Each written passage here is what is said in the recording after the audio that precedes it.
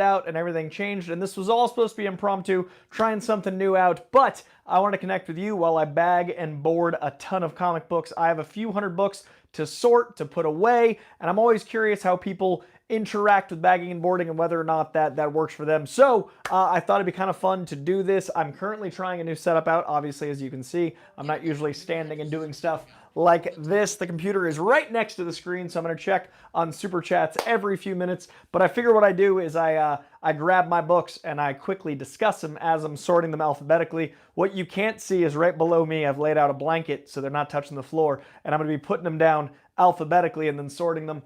This is where they're going once they're bagged and boarded, and they're in like a kind of my own sense of order. Uncanny X-Men, here, Amazing Spider-Man underneath 3 shelves, that's what I collect most. DC is this whole first one. This is various things, but that is another day. What we want to get through first is going from picking them up weekly or getting mailed weekly, depending on the publisher, into sorting them and then bagging and boarding them. The live stream earlier went well, but I basically just bagged and boarded a bunch of Something is Killing the Children and discussed those. So we're going to see if this is something people want to see, if people are intrigued by this process. So hopefully, I can't quite see because my phone's way over there. You're enjoying. But yeah, let's start with, I've got a stack right here.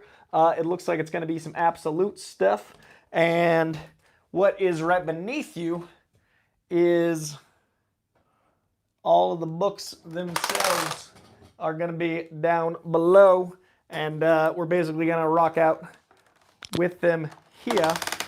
And hopefully this all works. So a bit of chaos, but I'm excited to see how this all goes down. Hopefully my tripod, the tripod does not want to stay standing. Chaos, guys, chaos. There we go. There we go. Now we're cooking. Take 3. All right. So what we got today, we're going to be diving into Absolute Green Lantern, putting that away. That's issue 2. Absolute Green Lantern 4. These are going in the A's. Absolute Green Lantern 5. And it's going to go here. All right. We also got the Absolute Superman run, which I am very much enjoying. I do think it started a little stronger. It's kind of wavered over time, but it is a very consistent run. All the Absolute stuff is doing very, very well for me. Absolute Martian Manhunter is far and away my favorite. So sorting these out, we got 9. And I got 2 of those, 10, and then issue 10 here. And I don't know the best way to do this to be also interacting with you guys and sorting, but I was hoping there would be a method to the madness. So 9, 10, 11, gonna go there. Got our Ultimate Batman 10 with some insane Bane action. The Killer Croc cover for issue 12 here. The Bane kickoff here with issue 11 right there in the middle. Diving in there. So that's my Absolute Batman. Hello to the live chat. We got Lanterns live. We got Patrick modeling. I'm going to do a little delayed intro now that we've started out with some chaos. So what had happened earlier was I did a live stream and the sound cut out, and I was basically just bagging and boarding Something is Killing the Children comics, but I've got so many books to lay out that we're making up for lost time. We also have the facsimiles of Batman Hush round 1. This was Jeff Loeb and Tim Sale back in the day. This was really great stuff. I really dug it. But this new Hush, they're bringing back the original to kind of throw it back together. I love the facsimiles because they even have the throwback ads. I love this era of comic books. The Tony Hawk cover is so a part of my childhood memories 20 years ago now, which is crazy. And then Hush just had to do a weird thing where it was kind of delayed mid-run. I think it was a mix of, art and writing. Things just caused it to delay. But in doing that, they had a relaunch planned. Batman has only relaunched like 4 times ever. There's only been 4 Batman #1s. So they had a really tricky spot of mid-Hush bringing in a new #1, and now Hush is continuing to come out. So luckily we are getting the facsimiles during all of this, and they're all pretty great, but it has been a fair amount of chaos. Those are going to be Bs. We got Batman here at B. I'm just going to pop in and out of frame. Actually, speaking of that Batman, here is that Batman #1. The brand new kickoff to Batman #1 is an absolute delight. I really love this run. Matt Fraction is killing it on writing. If you've never read his Jimmy Olsen, it is spectacular. His Hawkeye is also spectacular. But his Batman is, I think, one of the most approachable runs ever. It is a very easy to get into run. It has Gotham during the day for the most part, which is a very different take, and the most blue bat suit I've ever seen from Jorge Jimenez. Killing it on art. Jorge Jimenez is an absolute genius. It is good stuff. All right, so that is going in the B's as well. All right, let's grab a stack over here, shall we, you lovelies? All right, so... all right, what we're going to do is I'm just going to stand here, and while I sort them, talk about the goodness of them. This is one of the biggest surprises of the year for me. Krypto is not a character I was all that invested in before the movie. I like Krypto. I think he's adorable, but I never thought I'd love a Krypto comic this much, and I love it this much. This is from Ryan North, the writer of the Fantastic Four run that I think is my favorite of all time. It's over at Marvel right now. His Fantastic Four is pure genius. His Krypto is so endearing, so contagiously heartwarming. It is so special, and it's like a 5 or maybe 6 issue miniseries that ties everything from Krypton to the modern day, him discovering the Kent farm, him with Lex Luthor. It's so special. I really, really could not recommend this run more. That is going to go in K. This is the Lex Luthor issue, issue 2. Might even be, yeah, I think it's either 4 or 5 issues, but it's something really special. All right, so these are really interesting because this is a brand new publishing company that I'm friends with someone at that is running their marketing stuff. We worked together at Boom in the past, and she is freaking rad, but I haven't read these yet. So I just want to give them some love, sight unseen, because the teams behind them are incredible. Tim Seeley, who I adore, does this one over at Ignition Press. No Place, The Cold Open. Very intrigued about that because Tim Seeley. That's actually going to go back on my desk because I need to read it. Also from Ignition, we've got Voyeur from Leah Williams. Again, the writers, the teams they've got over at Ignition Press are incredible. The Roots of Madness from Stephanie Williams. I love these covers. There's so much like pulp, but fantasy. There's like this really cool tone to Ignition Press's stuff. This book I'm so intrigued by because I love the hauntology. This guy Jeremy Hahn wrote this really great horror anthology that I really dug. And this, I mean, it even homages to it on the cover, but I'm really curious what he does with his own title there. Cullen Bunn, absolute genius, doing Deluge. So these are all the stuff out of Ignition Press. Again, I haven't read them yet. I got them at New York Comic Con, and I need to catch up, but those are the ones that called to me from their covers, so I'm going to be checking those out. We've got Aquaman number 11. It's going to go in A. We've got, oh man, I love this title. Okay, so the new history of the DC Universe. This has been really special. Mark Waid is killing it with giving us a sense of world building and tone and a sense of like steadiness with all of his books, whether it's World's Finest, whether it's Batman and Robin Year One. This is cool because it's giving us a summation over 4 issues, a wonderful miniseries of the entire history of DC, but with a kind of a refined canon. There's some things tweaked, there's some adjustments, but each one of these spans like 20, 30, 50 years depending. So this gives you an entire sense of summary of some of the biggest events in comics. I think it's really impressive. So I'm really digging it. New history of the DC Universe. That goes in N.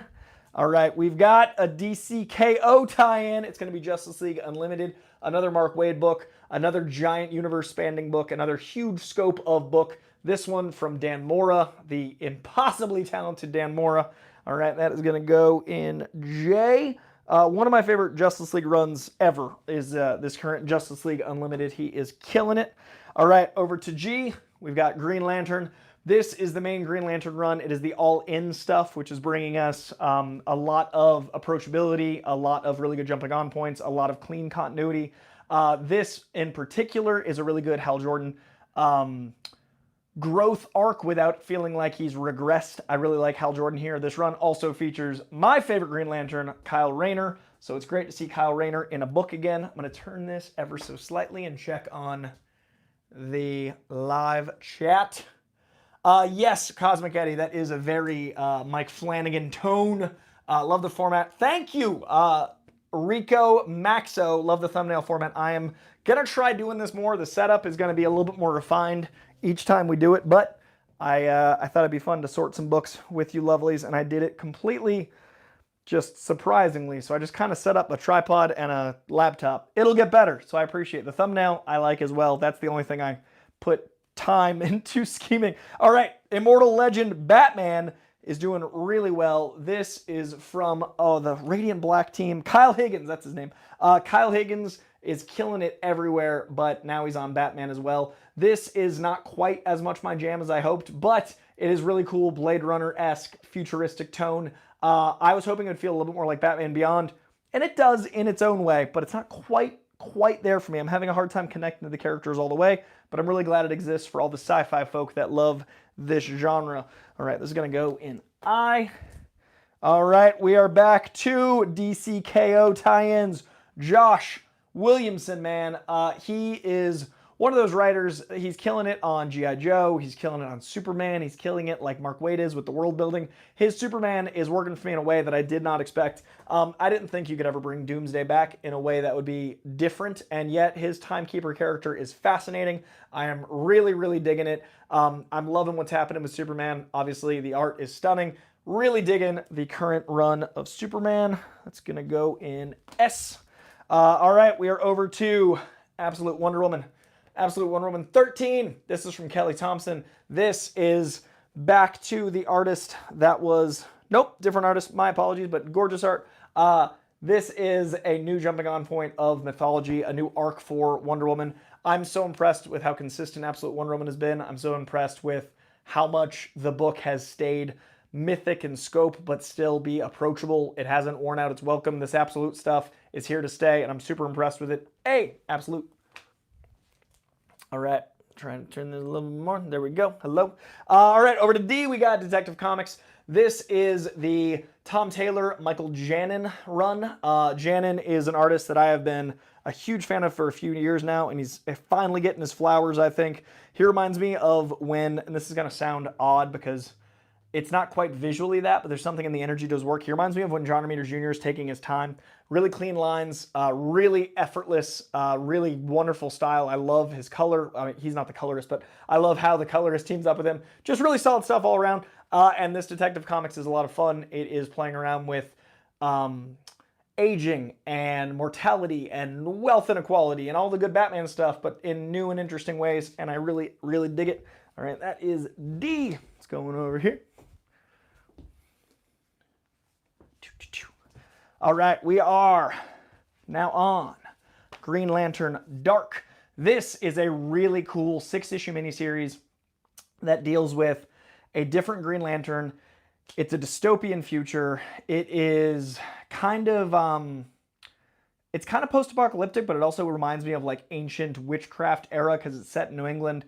It has a lot of really cool abstract dream sequences, but it also feels like the 1700s New England. So a cool set of dichotomy. It's the artist of Something is Killing the Children. It's a really cool miniseries. You don't have to have read any Green Lantern ever, and you get a sense of the Green Lantern.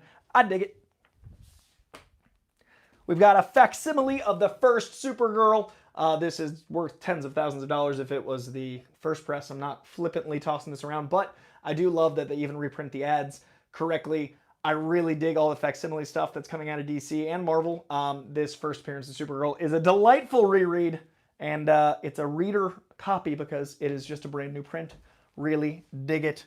I am back, a soul. It is good to be back. Timecrapper Doomsday is so much more compelling than I would have imagined. I agree, Michael McCarcel. It is working so much more interestingly than I would have ever dreamed. Marie Kondo, that is exactly what I'm doing. Lanterns Live, that is correct. We've got Gotham by Gaslight. This is a la the Magnolia run. This is a way to show the Justice League in a new era. It is absolutely an Elseworld. It is a fun, wonky Elseworld. It feels like some of the animated stuff come to life. Like it definitely is in that vein. And showing off that Elseworld little logo there. This is the way you can get new readers into comics is with stuff like this. Batman, Gotham by Gaslight, A League for Justice. Going in the bees. I was talking about Mark Waid earlier and his sensational run on World's Finest. This is a piece of it. This particular issue is Robin and Supergirl date, but it starts out reluctant and it grows into a very cute little romance. I'm just so impressed that this book is as fun as it is, as often as it is, but it still feels like it's canon and important, and still feels the narrative push of what DC's doing. Just so impressed. A little bubble issue, a little side issue. All right, Batman Superman World's Finest is a B. All right, we've got Superman Unlimited. This is a new power of Superman. He can temporarily be able to handle kryptonite by going gold. I don't necessarily love a too OP Superman, and this kind of drifted into that. The first couple issues really had me. It's lost me a little bit with the new power set. I'm curious to see how the cost of that will come to play. I'm a little iffy on it so far, but still reading it, still curious. All right, we got Titans, another KO tie-in right here. Titans has been fun. It has not been quite the same since Tom Taylor left for me, but it is still a good time. I still really appreciate that team, so well worth the journey. Nightwing, speaking of Tom Taylor leaving a book, this run after Tom Taylor isn't quite as good as the Tom Taylor Chichetto run, but that's because that was an all-time run. Sorry, Tom Taylor, Bruno Redondo, Chichetto, Daredevil, and Ultimate Spider-Man. Bruno Redondo and Tom Taylor gave us my favorite Nightwing run of all time. This is the issues that follow it. It had huge boots to fill, but it's doing a pretty good job. I like the stuff with the kids. I like the gang, the teddy bear gang. I like that Nightwing has the responsibility that he set up with all the billionaire funding. I like it. I just don't love it quite yet, but it's still one of the better Nightwing runs. It's just following the greatest Nightwing run. New Gods is working for me pretty great. Ram V is writing so much goodness. This has two different sets of artists. Kegel is my jam. Look at this work, man. So pretty. And my boy, Mr. Miracle, obviously making his New Gods appearance where he started, but Mr. Miracle, for me, one of the great characters out of DC. All right, that's N.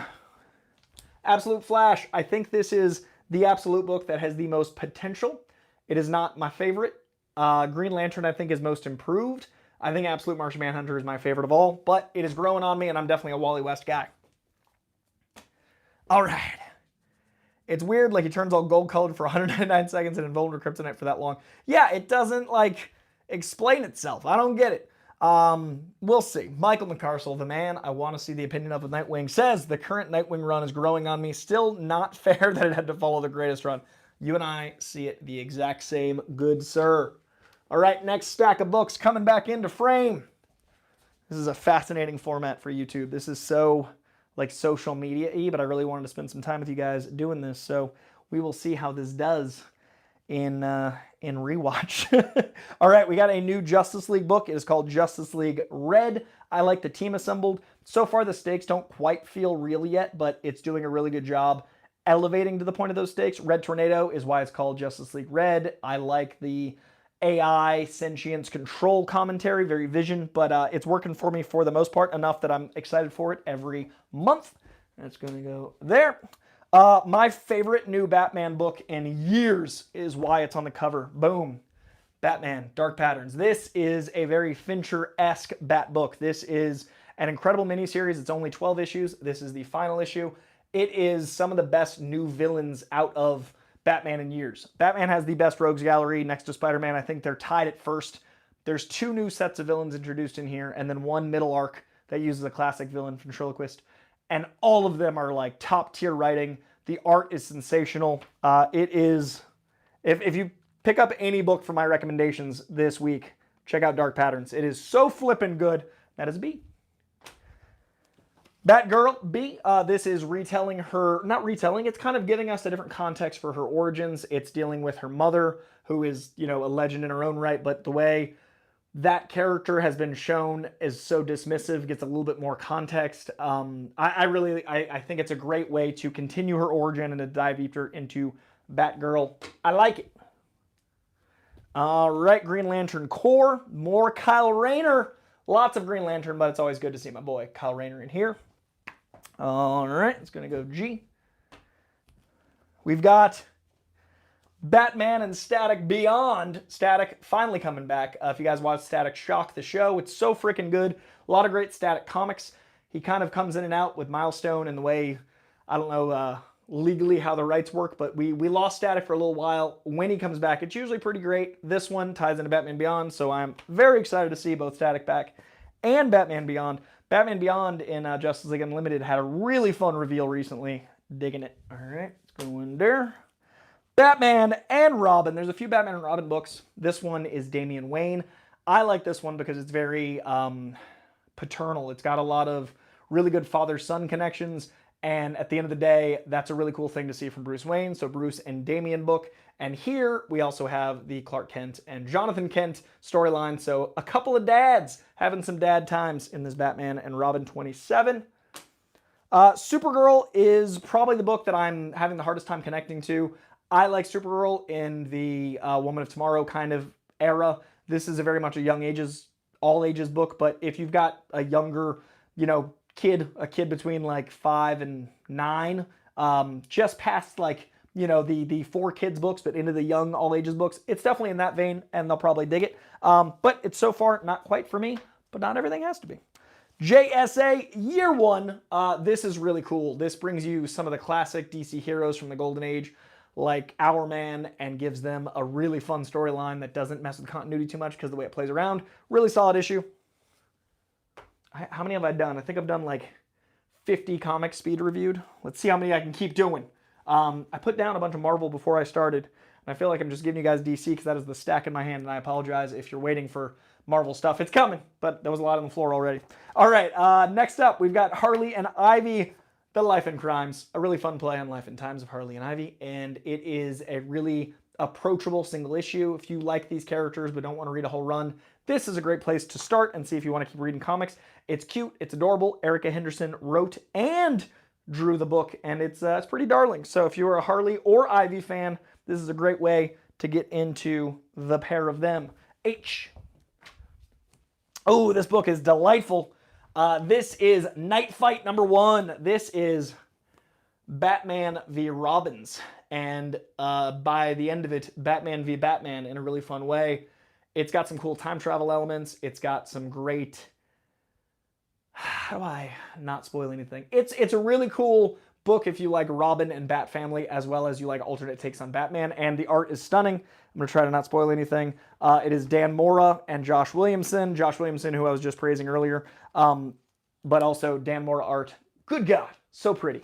Night Fight, playing on the Nightfall concept. Okay. All right, we talked about this run a little bit earlier, but this is the continuation here. This is issue 3. This is the most recent issue of Batman from the current run. Loving all the daytime Gotham stuff. This issue is very Riddler heavy. It is a really fun but dark book, whereas Dark Patterns is pretty dark. This book still has a little bit of that, not Schumacher, but I would say Dark Patterns is very much the Matt Reeves take. This is a blend of the animated series and Nolan take a little bit more, and it's so good. I'm loving this Batman. Really solid stuff. There's like 10 good Batman books right now. Adventures of Superman, Book of L. This is going to be a side mission book, not core title, but dealing with a lot of the history of the L's, but in a way that is subverting what you know, that might affect continuity, might not, depending on how it lands. It's kind of like a morality look at the L's, and I like that because I like when it makes you think, like, what is my loyalty to these characters? Absolute Superman #13. Again, this book of the Absolutes is the one that's kind of wavered for me of the core 3. There's 6 now, but this is the one that's kind of had its highs and lows. This issue I liked, but still not as enamored with it as I am with Martian Manhunter, Wonder Woman, and Batman. That said, this issue of Absolute Green Lantern is my favorite issue to date. This is the most personal issue. This actually dives into the character herself. This gives her backstory. This makes you care about her. I don't know if I would have liked the series more if this was earlier, but I do like that they're giving us a concentrated look at the character now. Digging Absolute Green Lantern issue 8 quite a bit. My favorite issue of the run so far. All right, Birds of Prey. Love this team assembled. I love anything with Big Barda. But when you got Big Barda and Batgirl and Black Canaries leading them, a lot of fun hijinks. I really like this team. I think it really works. B. We've got this throwback. This is Batman #47 facsimile, but look at that old cover. Look at this this is what, 1930s, late 30s, June, July issue. Gorgeous. I haven't actually read this yet, so that's going to be on the desk. All right, let's see. This is a book that really surprised me. Gotham Academy Year One. This is a young adult teen drama, love at first sight, like very yearning, but it really works because they set it in Gotham. They involve Arkham in a really fun way. Batman's involved in this issue. The first issue is just pure teen heartthrob. This one incorporates Gotham a bit more, and it really works. I think it's a really cute book, and I like it. G. All right, we are going to do these like 7 more, and then I'm going to grab the Marvel section so I'm not just DC when I said this was going to be everything I promised. All right, we did, however, do some indie, but I want to make sure there's more variety. All right, Teen Titans Go. If you like the show, there is a comic out right now that is solid. It definitely feels like the show. It definitely has the energy of the show. If you've got kids, Teen Titans Go, highly recommend. Also, that book right there, I highly recommend if you have kids. Little Batman Month 1, a play on Year 1, but also Little Batman is such a fun title. I highly recommend it. T. This annual, so good. This is Absolute Batman Annual number 1. This is Batman versus Nazis, or white supremacists. Sorry, this is Batman versus white supremacists. And I think we'll look back at this issue like Superman versus the Klan. I think we'll look back at this issue as like, man, oh man, 2025 is crazy, and hopefully that feeling ends soon. But this is a terrifyingly topical book. It's a very good issue. Art is very intense and fantastic. I really like that we got a little bit of aggression in it. But here we go. Here's just a splash page. I mean, this book is so aggressive, and then you add this energy to it. Really digging what they're putting out here. Yeah, very big fan. And it's the do a powerbomb guy right in the hell and illustrating the hell out of Absolute Batman. I talked about this book a little bit before. This is one of my favorite Batman stories ever. This is Batman and Robin Year 1 from Mark Waid and Chris Samney. This is a 12-issue miniseries. This is the last issue. This book was so freaking good. I wish it could continue somehow, but it's early Dick Grayson stuff. It is the Bat family at some of the best. It is a really cool, like, crime boss Clayface story. It's awesome. I recommend it. Look at that. Look at that beautiful back cover. Batman and Robin Year 1, number 12B. It is a double. This is a facsimile of our first Justice. No, this is the first multiverse story, if I remember correctly. Crisis on Earth 1, right? I don't remember why this is this important. I know it stars the Justice Society as well as the Justice League, but I forget how that world blends and why it's important. But I know this issue is important. I clearly need to reread it. All right, talking about Hush earlier. This is Batman Hush 2. This is the most recent issue, again, with the new Batman 1, 2, and 3 coming out alongside Hush. It's been a little messy. I think there's 3 more issues of Hush left, but I know a lot of people aren't in love with it. I still love to see Jim Lee art on Batman. I still love Jeff Loeb's writing overall. It's not quite the first Hush for me, but it's still better than a lot of stuff, so I'm enjoying it overall. Another copy of Batman Absolute Annual. And then our last one before we pivot is Batman The Long Halloween, The Last Halloween. This is a love letter to the Tim Sale, the legendary Tim Sale that we lost a few years ago. Jeff Loeb and Tim Sale gave us The Long Halloween, and that informed most Bat media. The Nolan universe is very much The Long Halloween.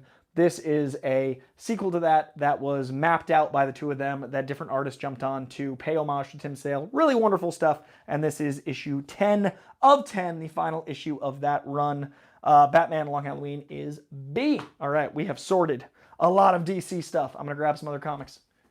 But first, let's see. Clayface being duplicitous, you're goddamn right. Yo, Coy, what are your thoughts on Stephanie Phillips and Lee Garbett doing Daredevil? I don't know Lee that well, but I'm excited for Stephanie Phillips. I love how outspoken she is online. I think her just general way of handling social media is refreshing, so I'm excited. Is there a comic in the Silver or Golden Age that you wish you could do a restoration for? Ooh, that's a fun question. You know, I'd love some of these oversized work prints of like early X-Men, because some of those prints are kind of rough. Like the old X-Men, like first 3 years. The stuff before they started doing the reprints would be rad of X-Men. If not that, then some Fantastic Four, I feel like got inked kind of rough. Some old Kirby would be cool to see restored. I'd love to see Kirby on like some giant prints. That'd be cool.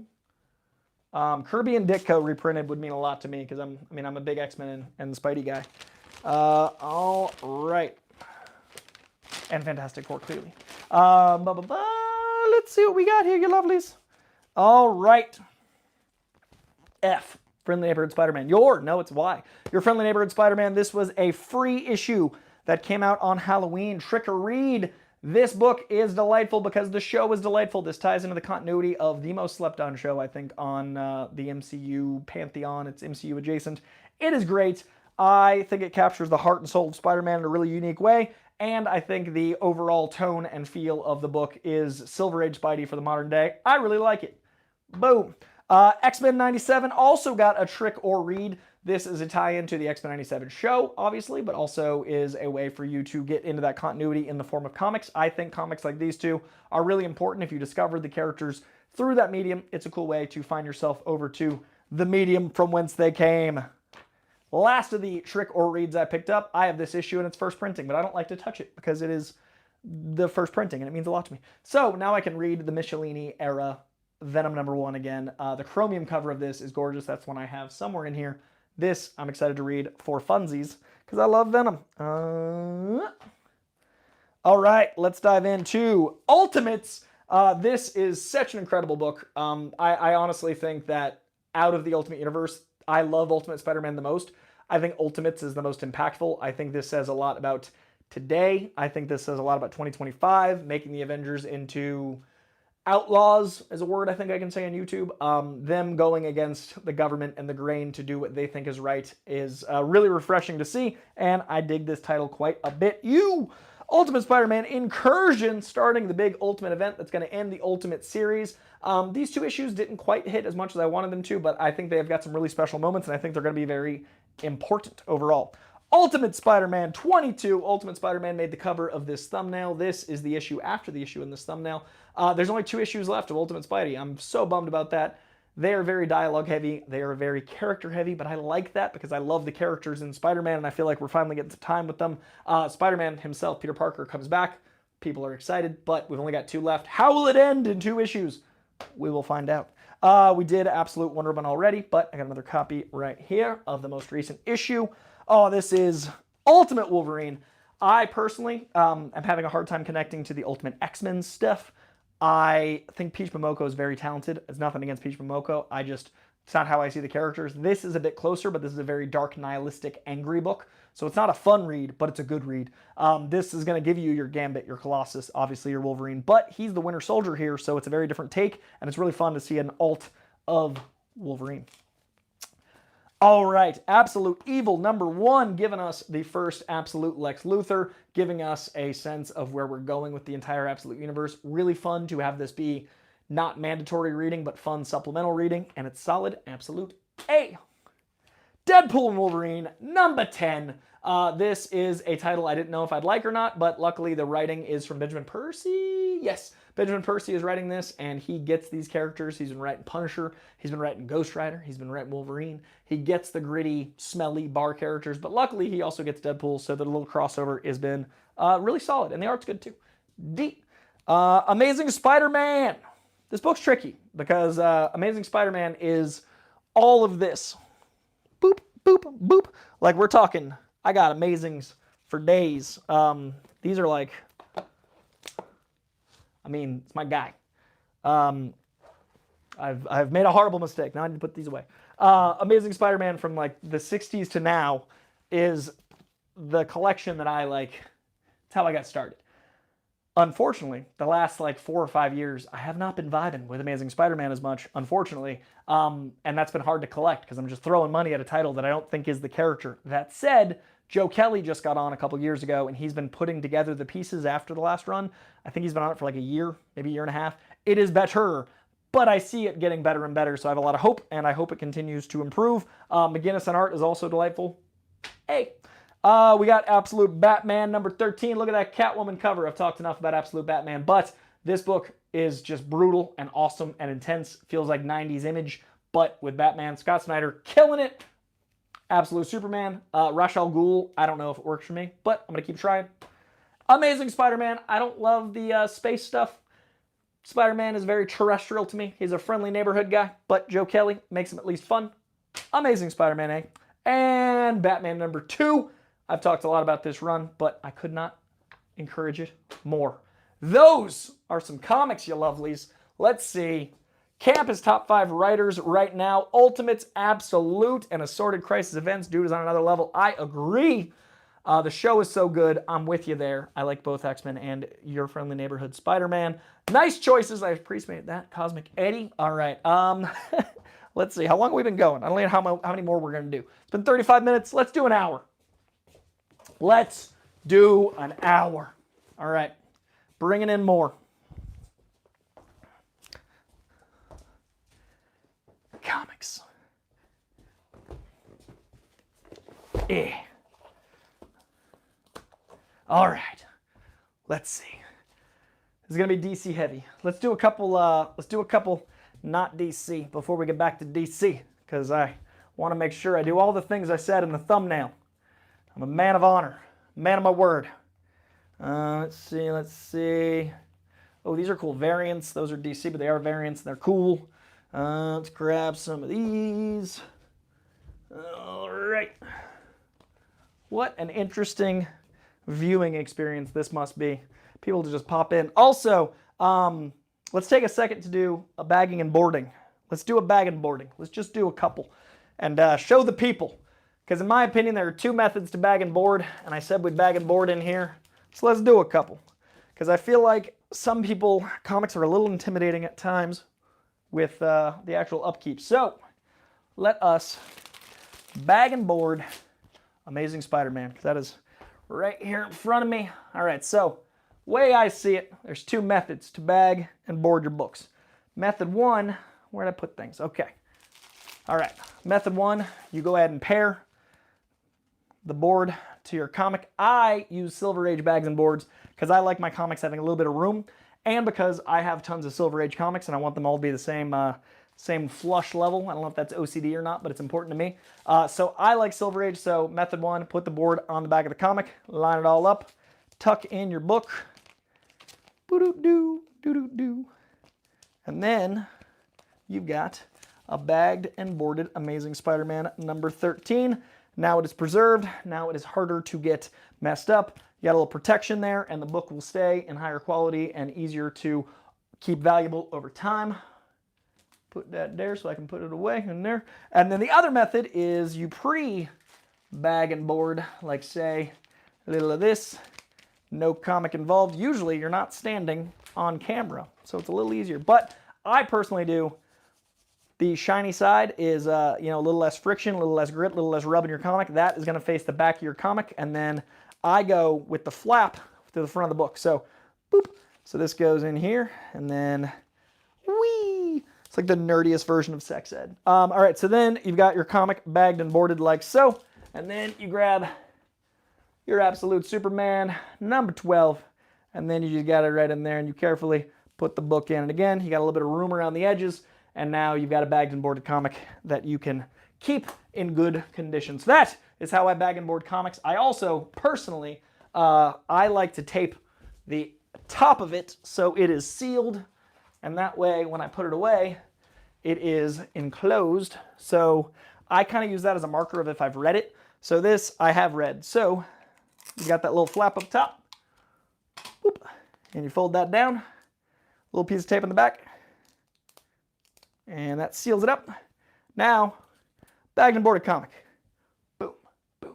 That's what I'm going to be doing as soon as I cut. I'm going to be bagging and boarding all these books. So that's going to be my next hour after this. That's going to go there. That's going to get put away there. Bagged and boarded. So that's a little education lesson. Now let's flip through a few more books and sort them out. And then we're going to call it a day at an hour. But I see a super chat. I will not leave until we get every single super chat. Let's get it. Cantina Talk. Glad that you're actually bagging and boarding. Hell yeah, we are. It is happening. I'm very excited about it. I'm going to make sure that the people know the way to get it done. Not everyone does it, and it's just easy to ruin comics, especially older prints. You're goddamn right. This is how I bag and board. Shiny side, load the bag, drop the comic in, and tape it up. Correct That is, yeah, I see it as two methods, right? Comic first or bag and board first, add comic. I order online from a place that bags and boards the books. With my order, I have hundreds of Marvel books. I've only opened the app codes out of them. Respect, man.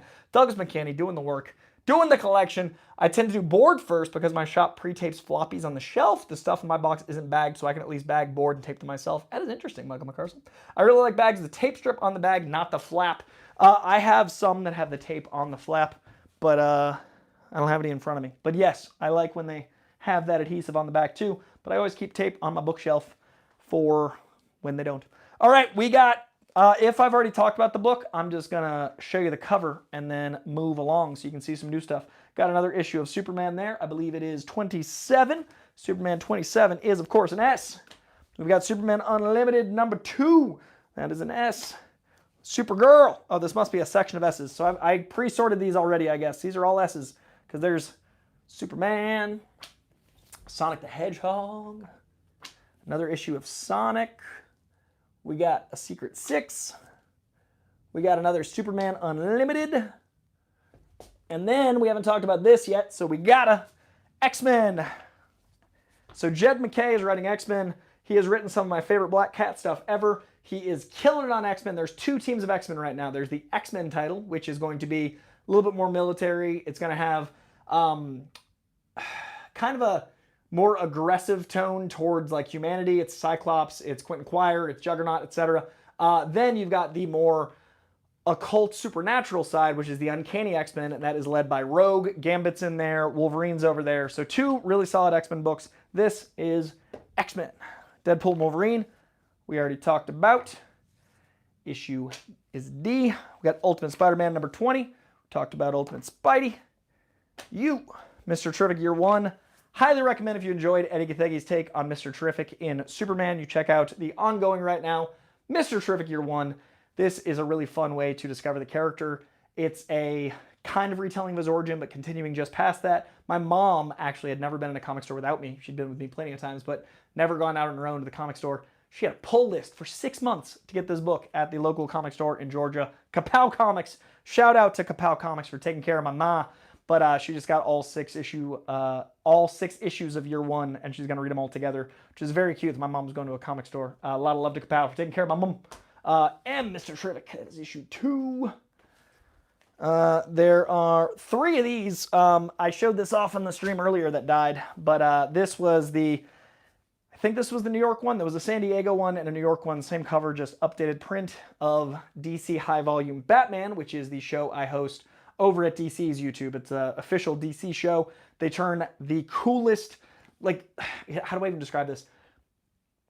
The most iconic Batman stories like Year 1 and Long Halloween, and they're doing Ego right now, into radio plays. And I get to host the companion show that is basically interviewing below and above the line. So voice actors, writers. I got to sit down with Jeff Loeb. And the cool thing was at Comic-Con, they surprised me with this, which I didn't know was coming. I've shown this a few times, but I got enough copies that when I do giveaways, I'm going to give away a copy of this and sign it. I just gave away one of these to the 50,000 subscriber celebration I did. I gave away 50 comics. When we hit 100, I'm going to do 100 comics. So 100K, 100 comics, and then one of these is going to go in there as well. So I've got a stack of these that I'm keeping handy. All right. And again, thank you to Reese's No Pieces. Congratulations on the win. I appreciate you very much. All right, we're going to go to these, pivot a little bit. I wanted to do some indie stuff. We got Grimm. So this is issue 25 of Grimm, and this is the final issue of Grimm. So Grimm is this really cool mythological take on the Grim Reaper, lots of really cool imagery, lots of really cool occult stuff. It's from Boom Studios, who does Something is Killing the Children, who does Berserker, and this is the final issue, but what I wanted to show was how awesome variants are at Boom. So this is all issue 25. This is just all the different covers for Grimm 25 to end off the run. So another 25 there. Grimm 25 here. We've got a Virgin textless variant here. We've also got this Grimm 25 variant here. This beautiful black and white stunner here. We've also got, this one's fun, Boom. And then into more of, like I said, the occult and mythic there. And then main cover, core cover, not variant. This is what Grimm 25 is going to look like there. And then a chromium version of that cover. Rocking the 90s coolness right there. Oh, actually, you know what? This one might be Stephanie Phillips's. This might be the regular cover. But those are all Grimm 25s. Those are going to go carefully into G right here. And then let's just do these last ones. And I'll check on the live chat. And then we're going to get out of here, you lovelies. All right, this is a variant for Detective Comics 1095. D. This is a Batman and Robin Year 1 number 6 variant. Look at that beauty right there. That is B. Gotham by Gaslight, A League for Justice, number 1 right there. Like I said, a fun Elseworld that feels very much like an animated adaptation. I think they did a great job. Oh, this beautiful variant right there. Nightwing, what issue? Issue 120, not long after the Tom Taylor run. Right there. 119 variant here. Beautiful variant of Action Comics 1086 here. I think I talked about Rogue Sun a little bit on another stream, but I love these two variants here. So check that out. That's a throwback to the Detective Comics with the first Robin. And then we've also got a Radiant Black versus Rogue Sun. So Radiant Black, obviously that incredible run from Kyle Higgins that's taken over everything. I love when they do homage covers. This is an homage to Spider-Man, Superman from the 70s. Really thought that was swell. R, don't have one yet. R here. All right, and the last stack we're going to do is like the Grimm stack we just did. These are Something is Killing the Children issues, and this is the one-shot, a monster hunter walks into a bar. Highly recommend this issue, gave it an A. Love this issue. Erica Slaughter is such a captivating character. This is probably my favorite cover. Thing of beauty right there. We've also got this beauty right here. Monster hunter walks into a bar. This stunner right here. This book is so friggin' good, and the variants are also gorgeous. More Erica Slaughter there.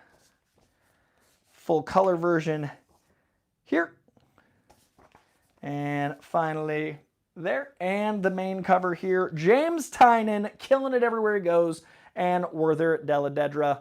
Right. Dell'Edera? Am I allowed to say that name? Werther Dell'Edera? Either way, art is stunning. Also did the Green Lantern Dark book as well. So much love to Something is Killing the Children, to Boom Studios, to this book and all these variants. So that is going to do it. That's going right into S. I'm going to cut, and then I'm going to attack this stack right here. All right, let's do it. All right, I appreciate you, lovelies. Thanks for hanging out with me. Hope you had fun. I'm going to check on this live chat. While I do that, I'm going to turn the camera to me. Maybe this will work. Maybe it won't. All right, let's see here.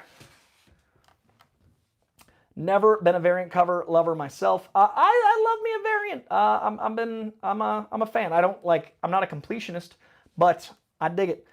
I try to collect specific artist variants and #1 covers. Hell yeah.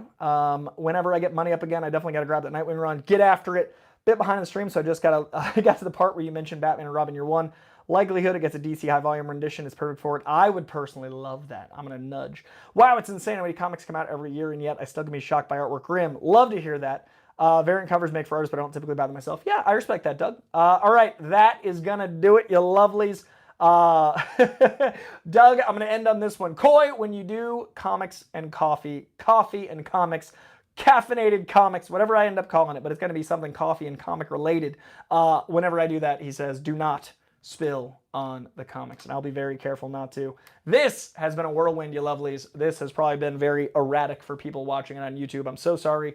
I just had a lunch cancel, and I wanted to share sorting comics with you guys, so it was a little bit more haphazard, a little less organized than probably would be normal. But if you guys enjoyed going through this stack of comics right here, then I might do this again. This is a lot of fun. And then they're going to go right there. And we're going to have fun with this again. If this video does some numbers, I usually have this as me time. I usually throw on a vinyl and have this experience. But I hadn't done this in a couple weeks. These are all, I think these are all from the last few weeks. So yeah, I need to do this more often. But if you guys enjoyed this, let me know in the comments below. Like this video, and maybe we'll do more of it if it does well. Either way, I appreciate everyone that watched this, and I appreciate you guys rocking out with me. Thank you to everyone in the chat. Thank you to everyone who shared this Cantina Talk. Thank you for the super chat. I appreciate it, and I will see you guys very soon for more madness. I think impromptu lives might be a thing. My page has slowed down so much this month. I'm trying to think of ways that I can keep it growing without, going crazy. So maybe just impromptu lives like this. I got to figure out how to close this. We'll figure it out. I appreciate you guys. We'll see you soon. Bye. How does it end? Oh, there we go.